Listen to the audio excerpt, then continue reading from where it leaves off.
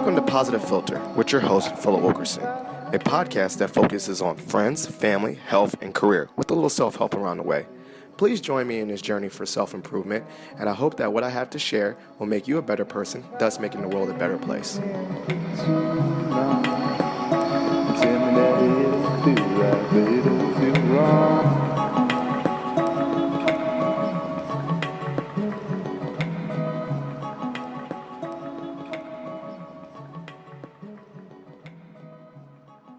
Hey, ladies and gentlemen, boys and girls, it's Philip Wilkerson back with another episode of Positive Filter. I'm joined by a special guest. Everyone's a special guest to me. I'm joined by brother Desmond Williams, correct? And we're going to be, we're here in my basement filming a first in-person episode. Sometimes I'm doing episodes over phone, but it's always a pleasure when I have the guests join me in the home bar. But, Brother Desmond, tell me a little bit about yourself or tell the audience about yourself. Well, first of all great things in Black culture happen in the basement. Yes. Okay. Whether it's rap music, whether it's a basement party, or just hanging out at grandma's house. So the basement is always the place to be. Yes. But I'm a native of Detroit, Michigan. I've lived in the Washington, D.C. area for over 20 years since leaving Detroit to come to D.C. to attend Howard University. I'm a career educator. My work is solely around educating Black boys and helping schools be better prepared to support and help Black boys. So I'm an educator and a nation builder, and just happy to be doing the work that I do. I love that because, I am an educator as well. And it's funny, through our mutual friend Patrick, we've come together. And I think it's one of the most resounding things that has been motivational to me is seeing so many men go into the field of education with the mindset of giving back. And which is kind of remarkable because the unsung heroes of a lot of professions, if you think of the root of it and the root of starting people's spark into thinking about what they want to be when they grow up, is the teachers in education, right? Absolutely. Without that foundation, people probably wouldn't want to go to do certain professions, right? So, the root of it is starting when the kids are young and instilling confidence. So for the pullback for the listeners, we're gonna be random. We're gonna go off on different tangents. Yes, Obviously, the focus is education, but take us through your educational journey and maybe even back to the days of Detroit. So I grew up in Detroit, Michigan. I'm an '80s baby, so I was a product of school busing. Mm-hmm. There was a elementary school 3 blocks from my house, and our entire neighborhood got bused 5 miles past the local elementary school to go to a school that was a little bit more integrated. Looking back, I would probably say my elementary school was 85% African American. 85%, okay. It would have been 100% African American if we would have went to the local school. Who went to the local school? Kids from other parts of the city were bused to go to my local elementary school. So there's busing in and busing out. Busing in and busing out. Okay. But essentially, I went to a magnet high school.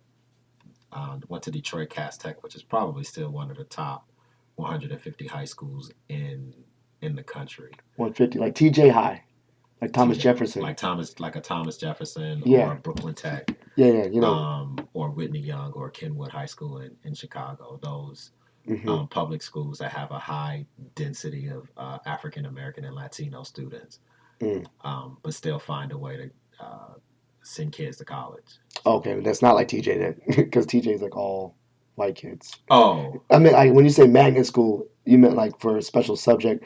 I thought when you were saying magnet school, like Thomas Jefferson, where you had a test to get in and stuff. Did you do all that? Yep. Okay, and then but they still had the high success rate. Like your high school probably had like a 90% graduation rate or something. Going. It was probably higher. Somewhere in that.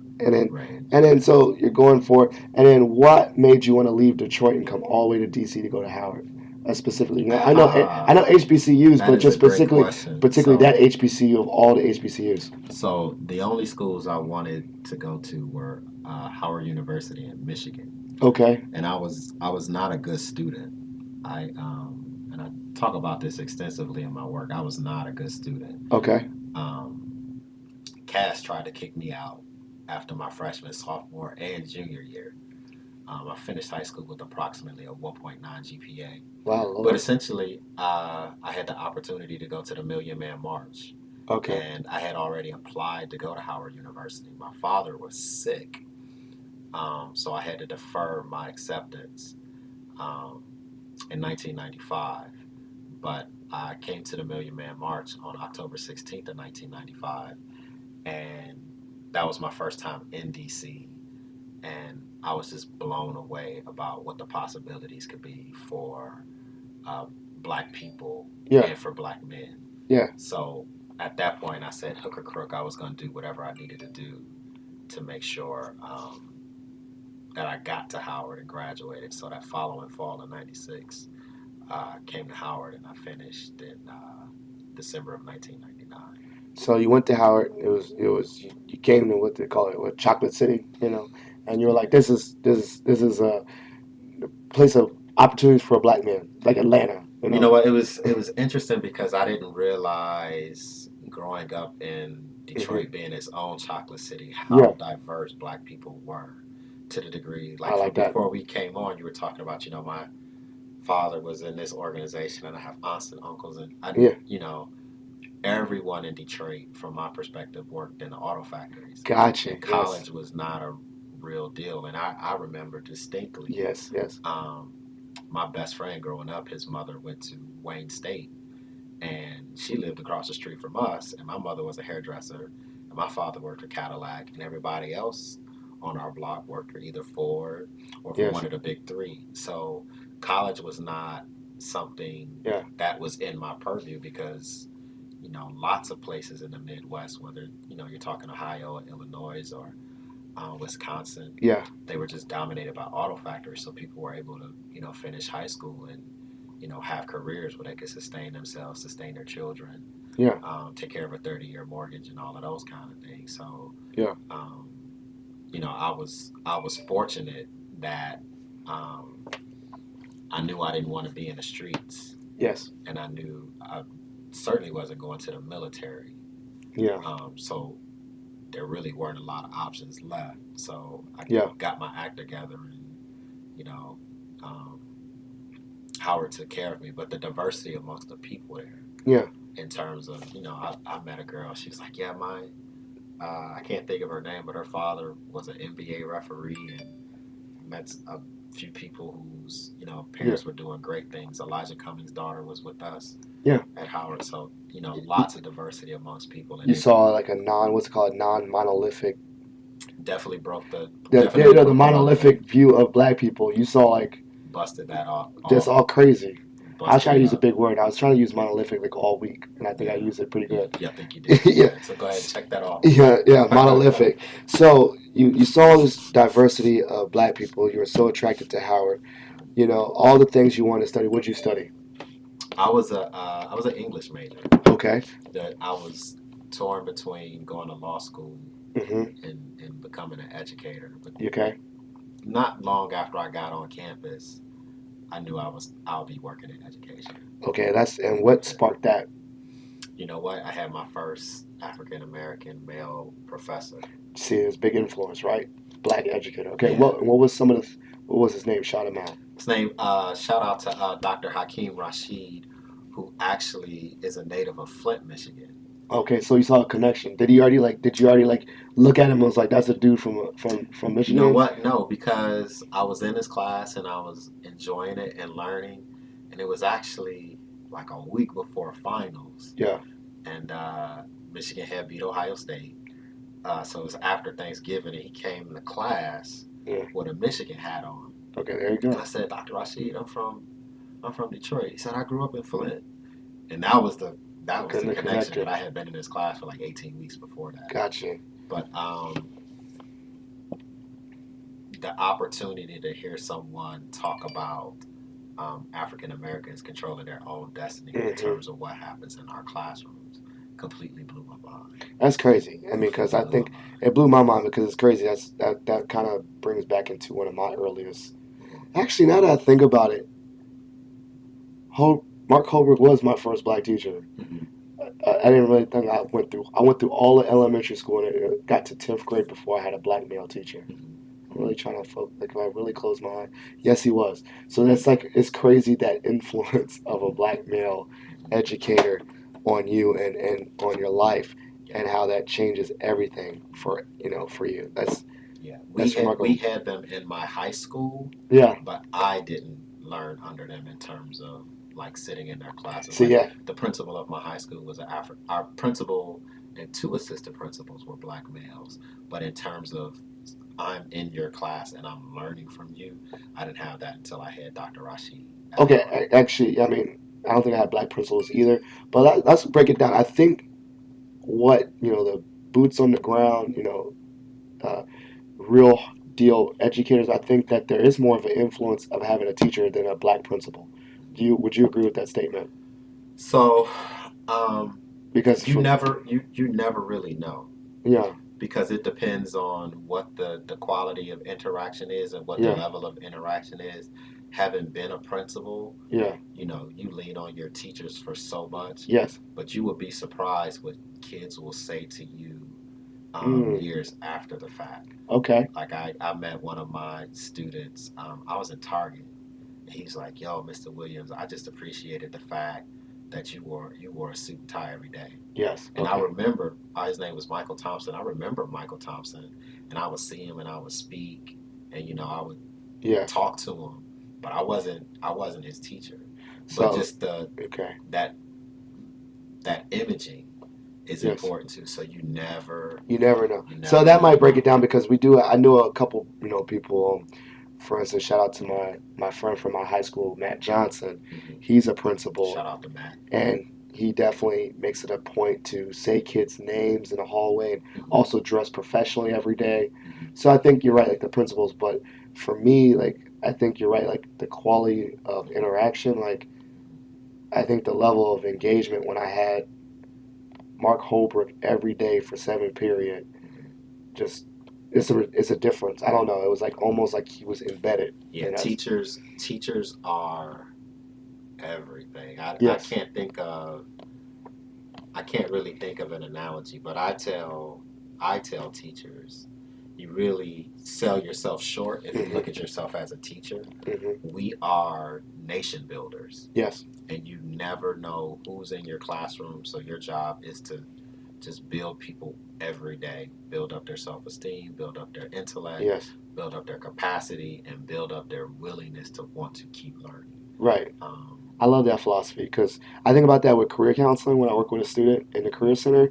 I'm like, okay, I'm gonna treat every student the same in regards to success because you never know. Like, I could have been that one spark that got a kid motivated to go out there and they're gonna change the world.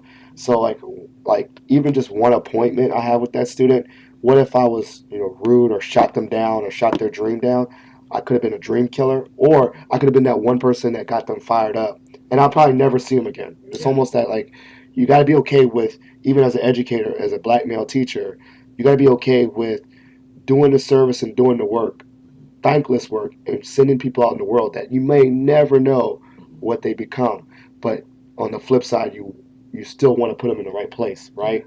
yeah, Like you could have been that one influence that steered a kid away from jail or imprisonment or anything. So I think I agree with you. I think we are building nation builders, mhm, and we don't know where they're going, but we still have that very strong responsibility to do something. yeah. Absolutely. You never know. You never know. You never know.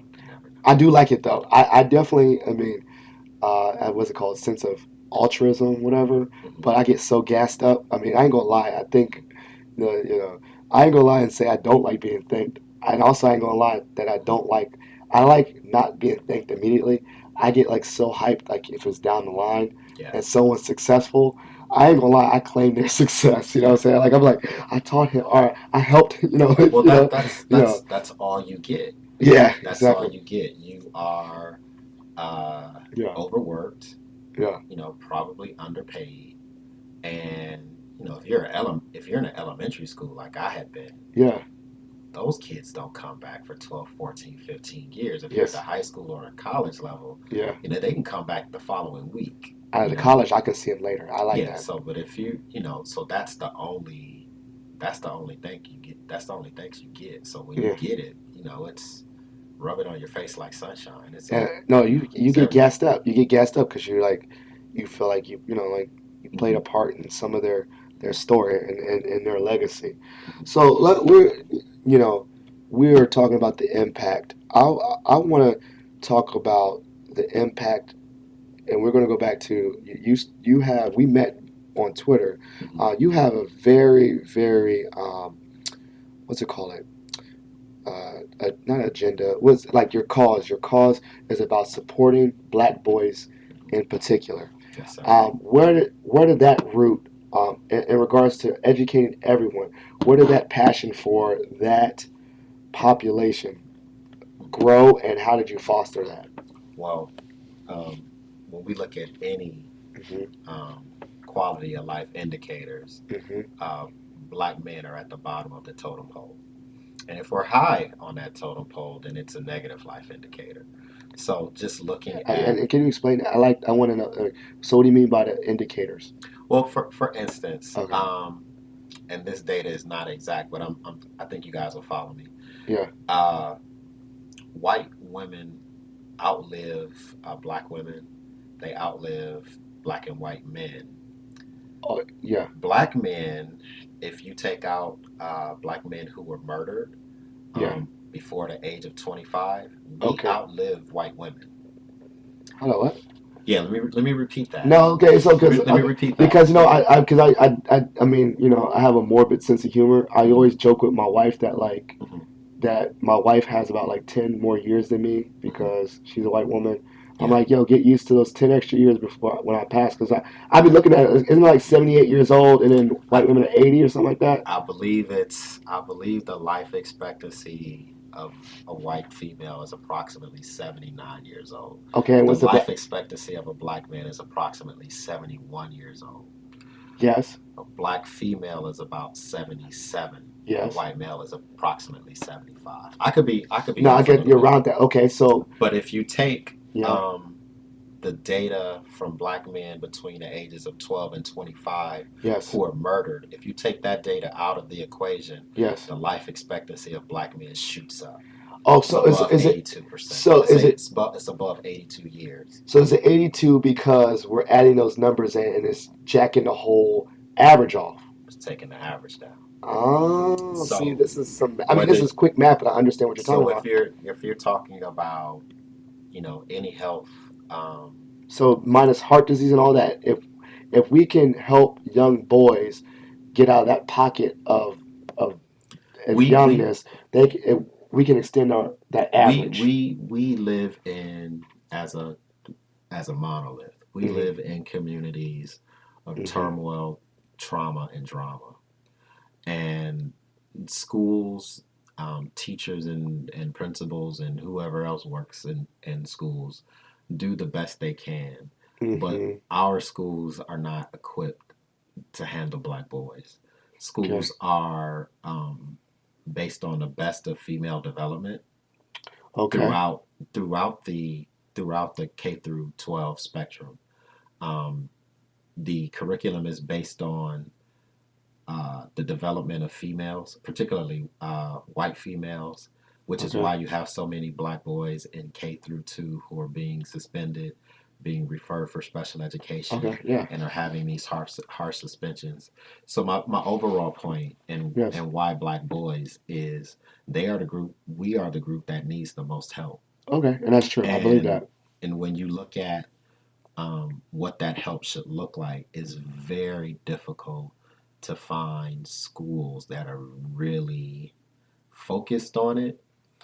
And if they are focused on it, they're still in need of help to get it right. So you think that okay? I mean, overall, education is an issue Mhm. overall, and someone's going to say, okay, we all, all black girls need help too, or I think I would say that's true. and then all different pockets of groups Mm-hmm. need help. Mm-hmm. But I do agree with you that when I think about back in my high school experience, probably Mm-hmm. the people that got in trouble. If we did a quick poll of who got suspended, it'd probably be an overwhelming either black and brown, like probably Hispanic and black kids probably got Mm-hmm. um, black and Hispanic kids, and then if you get even further, it'd probably be black and Hispanic males Mm-hmm. got in trouble the most. Mm-hmm. So I do agree with that. It needs to be targeted. Um, Now, with that being targeted and identifying this group needing help, Mm-hmm. what I've seen be successful, and I'm going to speak to my own success, is putting those groups together in one um, Kind of cohort. cohort. Mm-hmm. Why do you find that there's more success doing that rather than having them with everyone else? Because one of the things that my mentor, the guy that put it together, Mark Holbrook, Mm-hmm. he got backlash. Was like, oh, so it's reverse racism. Why are you pulling all these young black men together? Why did they need to be on? Why did they need to be in a class together to be successful? But then data showed, and Mm-hmm. not data. He didn't really have. I mean, he didn't take crazy data. But the fact is, we all did very well in that class. A lot of us went to college and all that stuff. So, what would you say to people that are saying like you're isolating the kids by putting black boys together? As an educator, if I had a group of students who could not multiply, Yeah. I have a class of 25 kids and 4 kids can't multiply. And if I pulled those 4 kids aside and did, Hmm. some intensive remediation with those kids, or if I had a class of 25 students and we were working on multiplying and these kids could divide, and I took those 4 students and said, you guys are going to do something that's an enrichment, no one would question that. And the reason is that's what those kids need. Yeah. So why is it any different when we're pulling black boys or pulling boys or pulling girls to do that same thing? Yeah. It's not reverse racism. The notion of giving people what they need is racist. Is that the argument? I Because don't no know. one would say, Yeah. Yeah. why are you giving these kids enrichment and they're Yeah. dividing Yeah. because they're 8 months ahead of where they should be? I know. I just remember. I just thought that was weird that he got Mm-hmm. some. He had to like finesse the system just to do that. Like that Mm-hmm. was going to be an issue Yeah. when in actuality it was a positive. Mm-hmm. He was going through I mean, he was obviously saying, I am. He hand selected this, right? Like when he did this Avid class. Now they have all these groups. I mean, this is back in 90 something. So Right. I remember he legit walked around football practice Mm-hmm.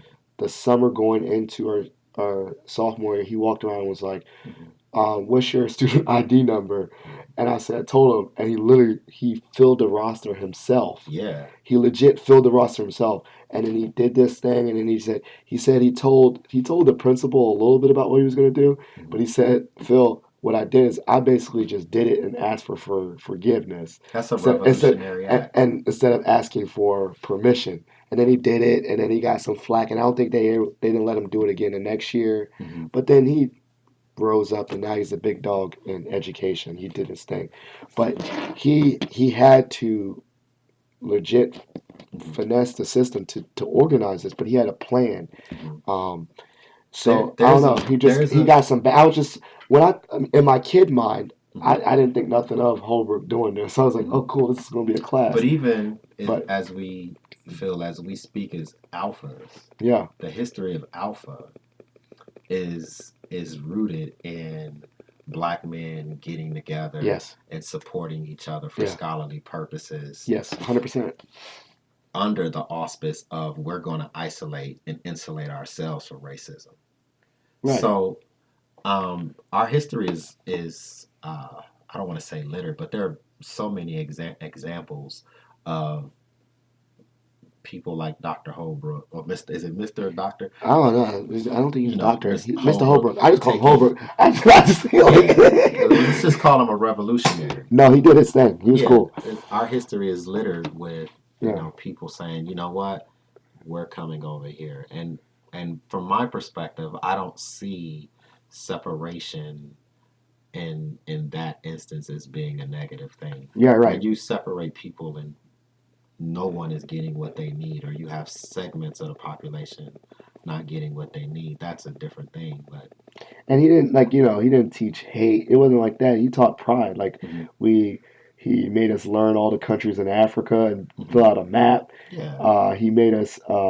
We had to show up to class on time if we were late. He made us do push-ups. mm-hmm, He he made us write in our planner. If we didn't write in our planner, we had to read out loud. So he made us do like public speaking. He had people come and talk to us. mm-hmm, I mean, he legit was like it was a structured curriculum that mm-hmm, was a positive curriculum. mm-hmm, And I don't know, like in our mindset, we were all knuckleheads. We used to joke a lot. He mm-hmm, used to cuss at us a lot, mm-hmm, like legit, like flip out and mm-hmm. whatever. It was like an uncle. It But was like what you're but describing, if I hear you right, Phil, yeah, is the proper education, yeah, right? We go to schools and we get a very scripted curriculum that yeah, is supposed to support the needs of everyone. yes, But if I need to speak to a group of students yeah. like they're knuckleheads, That's what we did. then that language, that tone, Yeah, that intonation, that eye contact yeah, in a room full of 30 people, everyone is not going to get that. yeah. And other people who hear it may be offended by it. Oh, I mean, So he's speaking the language of the people who need that talk. I mean, like he legit closed the door. He would like close the door, and he would lay into us, Mm-hmm. and he would literally. I mean, here's the funny. This is the thing about giving back. He was a Mount Vernon alum. Okay. So he knew us. He knew the Mm-hmm. community. He knew Mm-hmm. Mount Vernon. Mm-hmm. And then he came back. He went to college. He went to UVA, and he came back. Okay. And he legit like it was like almost talking to someone like an older brother, but way Mm-hmm. older. Because now I think about it, maybe he was in his mid-20s when he Mm-hmm. taught us.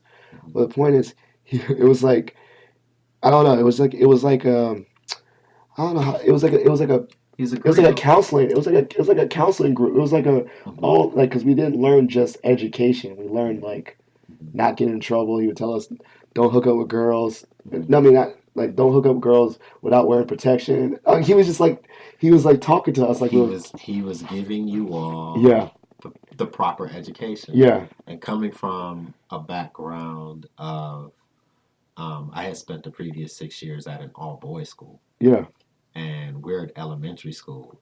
You cut out so many behavioral issues hmm, when you're able to talk to a group of boys yeah, without focusing on, is everyone in the room going to get this?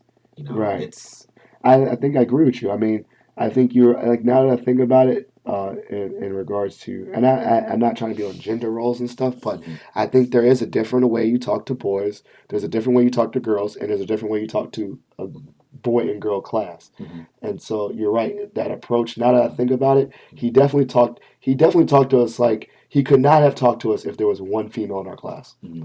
He couldn't have.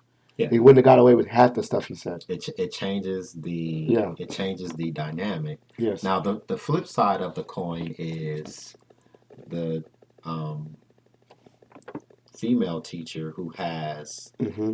a group of female students Mm-hmm. is giving those female students the proper education. Yes. That's where balance and harmony, that's where the issue, well, not the issue, but that's where justice comes in. Okay. Because ultimately we're talking about justice. And when we, in this country, because of our history, Mm-hmm. because of America's history, when folk get separated, the assumption of there's some kind of lack of harmony or injustice involved in that comes right up to the surface. But when you have people getting what they need, regardless of where they are, I mean, Yeah. that's what school should be. You Okay. know? So do you? I saw an interview. Killer Mike said that young black boys should not be integrated until they're like in high school or something like that. He was like saying like for identity and strength and core confidence. He Mm-hmm. said it. I mean, it was a pretty extreme statement, but he said that, and then by the time you get to high school, that you should have a core, something like that. Do you So, agree with that statement? because of sexism and racism Hmm. that exist in our schools, um, I don't even think that's revolution. I don't even think that's extreme. I think that's absolute truth.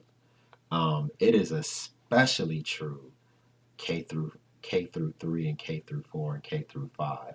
When you get to middle school, Phil, Yeah, you jump into the space of separating boys and girls has so many yeah, social positives yeah, to it, but academically, yeah, because of boys and how they are built, boys and girls are different neurologically. yes, The brain based differences between boys and girls are so stark. We don't catch up to girls yeah, until about 22 or 23 years yeah. I'm old. still not caught up to But the both. curriculum, especially if you are in public school Yeah, and you are a school that's using the Common Core curriculum, there's so many demands on teachers in terms of pacing and what or information that needs to be covered. Boys are expected to sit, 7 hours. You get a 30-minute recess. I can't do it. If you're I was thinking, struggling. if you're thinking about masses of people who are in charter schools, it's not a 9 o'clock to 3:30 day. That's an 8 o'clock to 4 o'clock day. So the day is longer. The demands on students are longer, and kindergarten now looks like the middle of first grade. That's too. So you have boys who are failing at an alarming rate because the system, I don't want to use the word system, but the curriculum and the design of the education and the fact that 94% of K through 2 teachers are female. Right. That's. I mean, that's. I think that's a bigger difference than So, what Killer Mike was saying. I think it's. I think the putting the groupings and all that stuff. But I think mhm, it's. I think a bigger issue is the males not going into teaching as much. mhm. I think, Well, and I think I don't know what it is. I don't know if it's like that. It's not as glorified, mhm, or, you know, it's not. Like quite honest, like in higher ed too, it's still there. mhm, There's very few males in higher education in the different pockets of offices. Career center. Like I just joined on purpose. I mean, looked for black males in career counseling, and okay. I'm in these black male and career counseling groups. Mhm, Shout out to Jeffrey Allison. He's an alpha as well, mhm. and he put this group together, Men of Color in Counseling. Awesome. Um, and but it just like but I can go to a conference if I went to a normal general career counseling conference. Mhm, I'd probably be like there's probably only like two of us, five of us. It's mhm, very few black men mhm, in higher ed. mhm, Um, mhm. I don't know. I find that weird that education is so Well, lacking of representation in we that sense. are black male educators are approximately 2% of the teaching force Hmm. K through 12. In DC, is that number is a little bit higher. We're Okay, about between 11 and 12%. 11, 12%. But you said over the nation is two. 2% Is that black males or just males? black males. Okay, then what's white males? Nationally, nationally males, it's about 13%. 13% is still crazy. It's about 13%. And why do you Um, think that is? We go to college and it was just not glorified as the occupations to go into. I mean, quite honestly, for me, I studied history. I mhm, studied a liberal arts. mhm, Um, I really didn't never grow up thinking I was going to be an educator or be in higher ed. Kind of just fell into it. mhm, I feel like a lot of my counterparts in general, male and female, no one grows up thinking that they're going to be, well, I'll say higher ed specifically. I know a mhm, lot of people have grown up and say, I'm going to be a teacher when I grow up, but in specific to being a higher ed professional and working in career centers, no one thinks of that. They kind of fall into that. right. But I still think that from a young age, you see kids put on outfits to be a firefighter, put on a police outfit. And I don't know. I don't know if that's as a kid or what, that most educators that I've met, they didn't say they wanted to be an educator until one, they had one that they had an educator that influenced them, Mhm, and maybe that's later in life, mhm, for or they just kind of, not to say they kind of fell into it because they studied a subject that wasn't a profession subject, like it wasn't social work, so you want to be a social worker. It right. wasn't, you know. criminology to be, you study this liberal arts subject and you're like, you graduate with that liberal arts subject and you're like, oh, what am I going to do with it? I'm going to teach.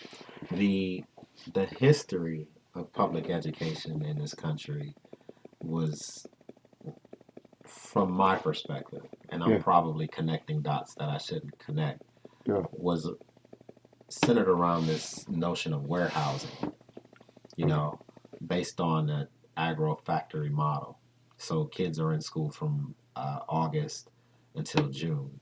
So it became a female dominated profession because it was, you're working, the product is children, yeah, and women are natural nurturers. So there's yeah, some sexism yeah. I inherent see that. Yeah, in the history of schooling in this country. a lot of schools, a lot of the schools were like all like JMU. All these colleges were like vocational teaching schools at first Mm-hmm, before they got males. mm-hmm, I mean, they were just literally mm-hmm, only the teaching schools were all female teaching schools mm-hmm. for a long And time. that is true of many colleges across Hmm. the country. Yes, And sir. then Yeah, over time, they evolved into picking up other fields and other yeah, academic yeah, for endeavors. sure. So there's that part to it. But if you look at ed reform over the last 30 years, teachers are super vilified. The pay has not increased. If you Yeah, live in places like New York City or Miami, San Francisco, DC is definitely turning into that. The cost of living is so high that you can barely afford to live in the place where you teach. yeah. A I lot of know people. teachers who Yeah, teach in San Francisco, but they live in Oakland and they're commuting an hour and they 15 have minutes to. You because have to. the Yeah. cost of living is so high. So, you I mean, know, that's true. I mean, you can't. I know a lot of people. You gotta live in like Woodbridge or something to go to DC. Like, you gotta live mhm. out in Woodbridge. You So know. if you are a 57-year-old Hmm. parent and your 17 or 18-year-old is graduating from high school and they say, Dad, Mom, I want to be a teacher, Yes. you're not paying for that. You're not going to pay for your child To go to college to be a to be a teacher. teacher. Yeah. So Yeah. we have to really think about what it means to be a teacher, which is why I use the term nation build, because ultimately, who is going to be responsible for what happens in the four walls of the schoolhouse?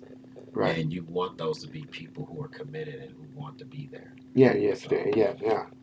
And I mean, I think that the funny. I mean, but back to that point. I think that the causal root of a lot of people wanting to be something is who you look up to, role Mm-hmm, models. mm-hmm, Like, coincidentally, out of Holbrook's class, and I'm going to go back to it, mm-hmm, out of Holbrook's class, he like legit was like, yo, I just wanted to have all you black males, be empowered and be business and CEOs. mm-hmm, Well, half of y'all, like 70% of y'all became teachers, like mm-hmm, PE teachers. mm-hmm, I mean, if I went the down the list of the students that were in that class with me, mm-hmm, my best friend in Idaho is a school counselor. mm-hmm, I'm in counseling. Five of us are PE teachers and mm-hmm, no, other teachers. It's like, but I think it's because we saw that as a way to make change, a way to have influence, a way to help, mm-hmm, because we saw someone else actually tangibly do it. mm-hmm. So I And it think, probably was one of the first times that any of you had someone grab you by your neck, pull you aside, and say, these demands, what I'm asking, hmm, I'm only asking of you. hmm, So in Mrs. Wilson's class, everyone is reading Grapes of Wrath, but I'm pulling you aside, yeah, young person, and I need you to do this. I yeah, need you to write in your binder. I need you yeah, to that's what he do said. push ups because you arrived to class Late, 8 seconds after the bell rang. yeah, And that, yeah. I mean, in and of itself, by definition, that's revolution. Yeah, and he had like De La Soul posters all on his wall. And we used to always say, "Why don't you listen to new stuff, Holbrook?" And then he was, I mean, he was the man. And then Yeah. he would, I don't know, there's all the stories, but it was just that. But I think that, and I go back and I thank him. Mm-hmm. Um, I keep in touch with him, Mm-hmm. and like it was remarkable because as a kid you don't see below what he was really going through, Mm-hmm. and now as an adult we had lunch about 2 years ago, and he just told me all the stuff he had to go through, and that's just like it's just reframed like that was even more powerful. Now that I can see as an adult, I can see You his can see perspective. behind the curtain. I can see behind the curtain in his perspective and how much Mm-hmm. he did. And then also the funny way is how much even when he did, he still minimized it. Mm-hmm. Like he was like, Mm-hmm. I was just gonna do it anyway. I was just gonna try on y'all. Mm-hmm. Oh, I knew him. I knew you guys. Like it wasn't that big a deal. And I think one of the things you said that's revolutionary change. I think a lot of times too is that to be a change agent, it's not as glorified, or it's not like Dangerous Minds. It's like it's not as dramatic as people. It's just maybe just a small commitment, small things, like well, not small things, but like normalized. Like for him, I don't think he was thinking he was going to be super revolutionary. He just wanted to help a certain group of kids. Mm-hmm. Like you know what I'm saying? Like He was to just doing him, what he thought was the right thing. yeah, he was just doing it like that. And He then didn't do it now because he actually he thought said there were going to be cameras around. no, he said. I think he actually said he was like, I didn't think it was really gonna make that much of an impact on your lives. Mm-hmm. He even said like surprised like, Holbrook, me and Hillary were best friends. Like you helped me start my friendship. Like I quite honestly didn't know y'all were gonna stay in touch as juniors. Like I Mm-hmm. didn't think y'all were gonna hang out the next year, Mm-hmm. but we did Mm-hmm. because of that organic system that he created. Mm-hmm. And that kind of lends me to the next point. Is I think it was that there is, and you alluded to it about groups of people bonding together. Mm-hmm. The founders of Alpha, Mm-hmm. bonding together. It's almost sometimes when you're going through things, you start making each other accountable, Mm-hmm. and that system that he created, he didn't. Sometimes he could just sit back, and we would get on each other. Mm-hmm. We were like, "Yeah, you dummy!" Like we would say that, like, "You dummy, get your planner." Like, what are you doing? Like stuff like that, or like, Yeah. "Why aren't you doing your homework?"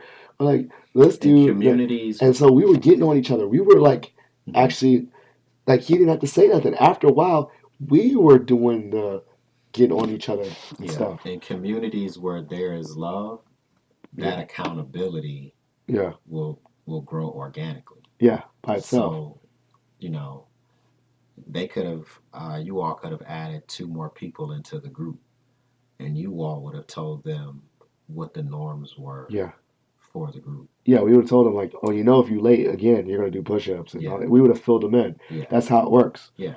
Yeah. So. It becomes a culture. It builds its own culture in Mm-hmm. the classroom. Mm-hmm. And I think Patrick. I used to watch Patrick's snap, and he would have like little town hall meetings in his class, and the kids would actually articulate. Mm-hmm. And I found that so amazing.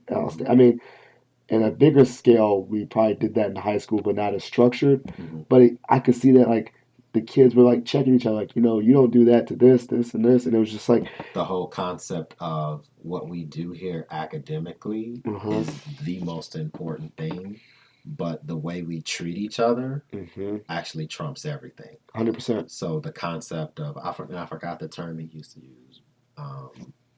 They weren't community meetings, but if anything happened mm-hmm, that a student felt a certain angst about, everything in the room stopped.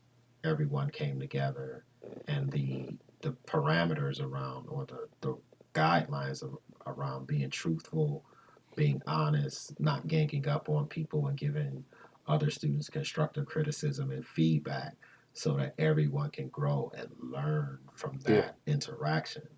It's a powerful thing. And I could speak on a few of them because that class that you were watching, those were my third graders. yeah, So he had them as fifth graders, but they were, so I know those kids intimately, and they had some knockout, drag out confrontations, but all of those boys love each other. yeah, because So they became friends and they yeah. stayed together, and Mm-hmm. and that's literally Mm-hmm. the same thing as like Mm-hmm. I legit have love for the guys in 10th grade, Mm-hmm. and it became a bond where it's like Mm-hmm. that we all went different parts in life. We went different places, but I still have I'm 34 years old. Think about the lifespan there. Mm-hmm. We were 15, maybe 15, turning 16, 15-year olds. Mm-hmm. Almost 20 years ago, I still have a group text with Mm-hmm. like four of the guys. Not everyone in that class, Yeah. but at least four. And can I say this, Phil, as a old man, Yeah, if I can say this, a lot of times we pick our friends because they make us safe. Yeah. and they don't necessarily make us better. Yeah. So that accountability piece is super huge because that's where we grow, that's where we're learned, Yeah. and that's where we are becoming our full selves. Yeah. So I alluded to this notion of where there's love, there's accountability. Yeah. But when you have people who are not going to let you be safe, I mean, you've really got something there. Oh yeah, I mean, and I like that point too. Like, not be safe is like we, I mean, in a positive way, we gang up on people that are slacking. Mm-hmm. Mm-hmm. Like they get it. Like if you're slacking, we're gonna get on you. Yeah, you can't And be it's not, comfortable. and it, it. And I like you said they had dragouts. We didn't have no fights, but we just like if you came and you just weren't about being serious. I mean, we still joked a lot and cracked a lot of jokes. I mean, like it was the funniest class I ever had in my entire life.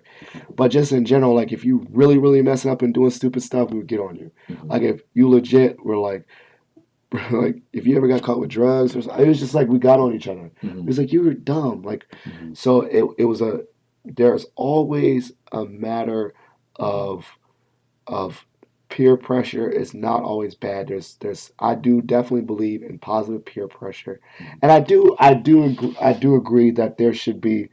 I don't know about as far as Killer Mike's point, Mm-hmm. but I do think that classes like Holbrook Mm-hmm. maybe they should continue to. I mean, they should always exist or be at least a opportunity in the public school. I wonder. Like I don't know much about Killer Mike, and I know I gotta see. he's all over these. I'll He's put all the over I'll put everything these I'll put days. this Angela I'll put the Breakfast Club interview in the show notes and I'll Mm-hmm. send it to you. Mm-hmm. And there's you don't have to watch the whole thing, but there was a specific significant portion of that episode where he was talking about education. The reason why I feel separating the sexes is so important Mm-hmm. is because of the lack of positive imaging Mm-hmm. that black and brown boys don't get. And Okay. we have so many non constructive messages about how we should treat each other as men and as boys and how we should relate and treat women. I think that separation takes away the opportunity for us to engage in that non-constructive behavior and gives teachers and educators the opportunity, if they use it, we don't always use it, Right. to build constructive, meaningful conversation, action, and imaging of what it means to be a man. And schools Yeah. don't Yeah. teach that. Yeah. Like when I was principal at a Bishop Walker school, I would tell boys, right, at 8 years old, the definition of a man is a person who has worth to his community. Yeah. I like that one. Yeah, that's And true.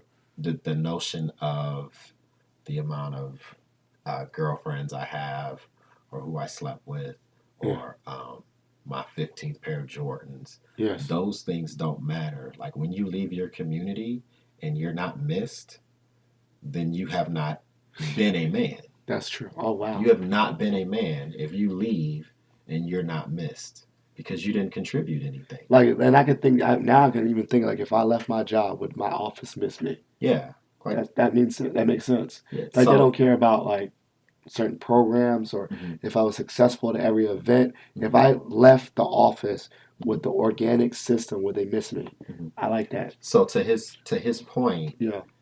separation I think is absolutely necessary, but you have to have those other components too. It you don't separate them and then teach them what they're learning in public school. That's just Yeah. that's a waste. True. So That's a waste in my estimation. so okay. So we got to work around the system. I mean, we're in public school. There's not an option. So do you think that all all male groups, like side groups like clubs and things like that, are just as useful or helpful? I see a lot of the young, like certain Greeks have like little training programs. Like Mhm.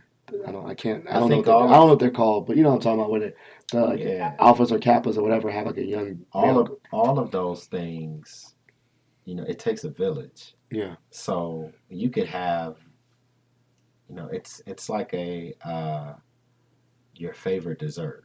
Like this is my pineapple upside down cake, and Yeah. it is self-contained. It has everything that I want in a dessert. Yeah.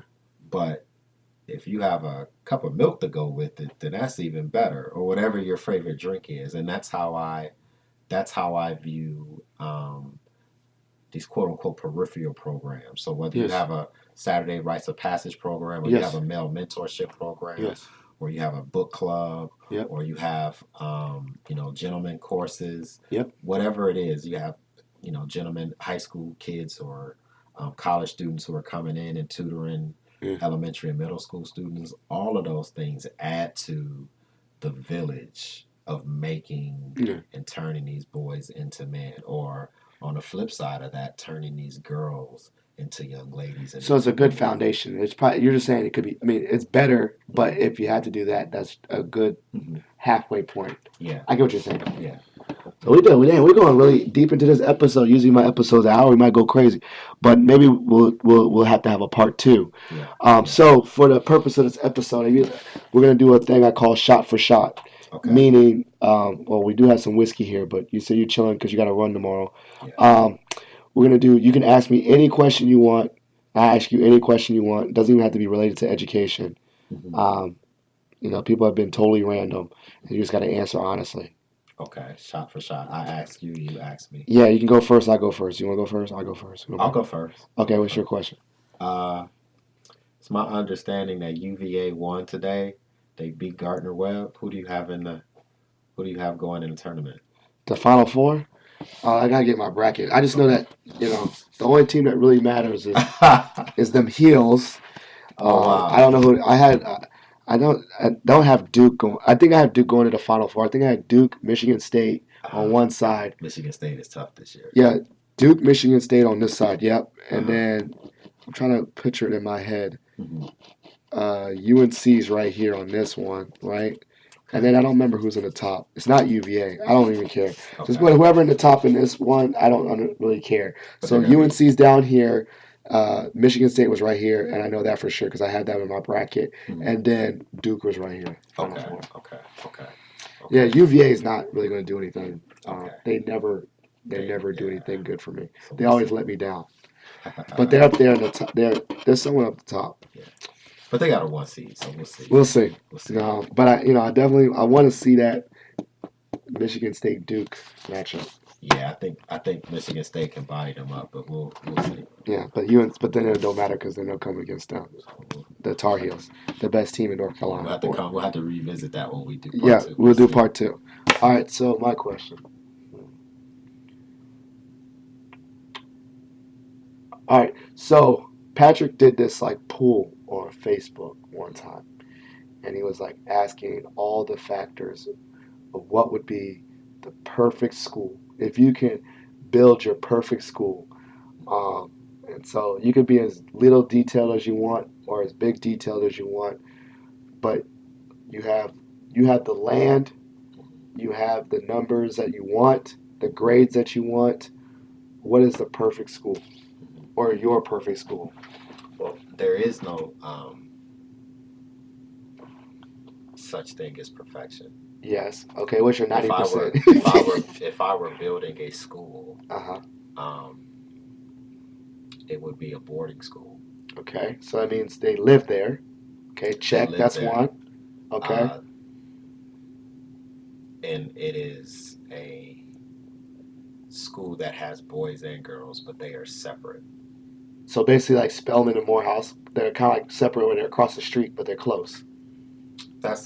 We can roll with that. You have so close enough, but not. They got separate buildings. You have teachers who are experts. They are career teachers, but you don't have these limited boxes in terms of subjects where I teach social studies, you teach math.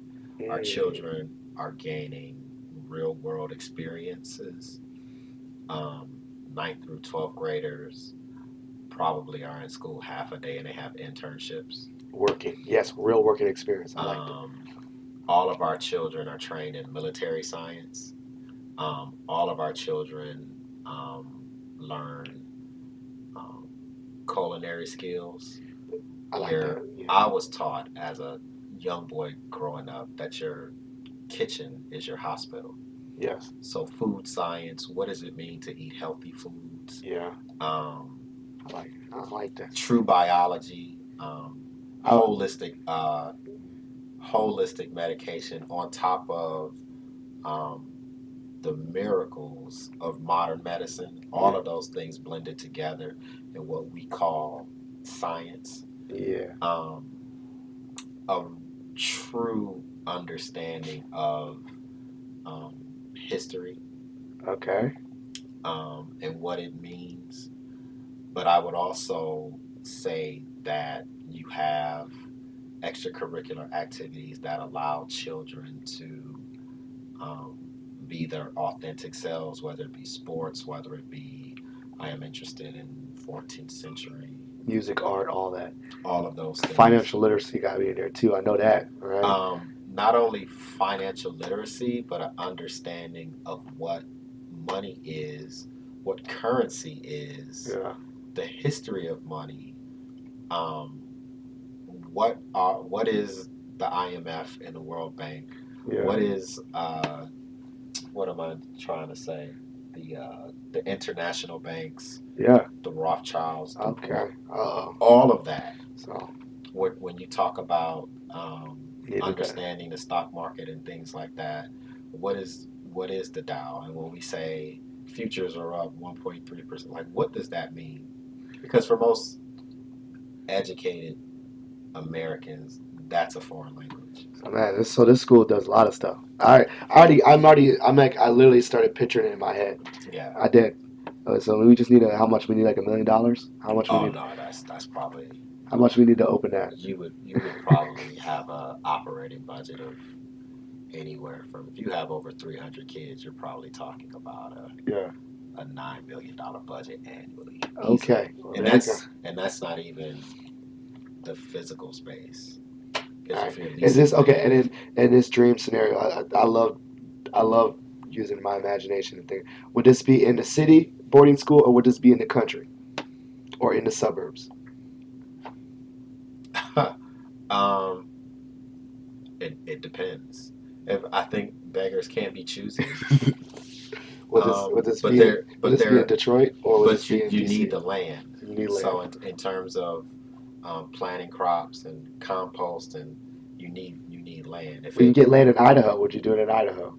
oh yeah, You had that because earlier. I think for when I think about the boys that I served and the Yeah. boy that I was growing up, I grew up in a war zone, So probably getting away to a safe, different and place. detoxing from that trauma. I still deal with that. I'm 43 years old, and I still deal with the trauma of walking home when I was 13 years old and someone trying to steal my Randall Cunningham jersey. Yes. You know, so Idaho, we'll take it. Okay. We will take it. That's it. So I'm gonna have to write this. We should just Yeah. still put that, write all the blueprint out and just keep it as a Mhm. someday. Someday. That'd be a dope school. I actually was really inspired by that.